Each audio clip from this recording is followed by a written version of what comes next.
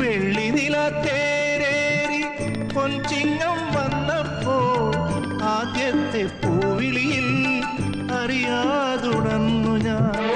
ജന്മപുണ്യമായി കൈവരും സ്വപ്നമായി തുമ്പിലയും നീർത്തിവച്ച് നോറ്റിരുന്നു ഞാൻ.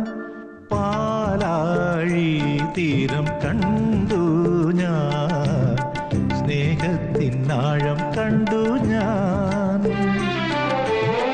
പൂച്ചെണ്ടിനു കൈ നീട്ടി പൂക്കാലം വരവേറ്റു, ഒരു സ്വർഗാരാമം നീളെ കൈവന്നു. പാലാഴി തീരം കണ്ടു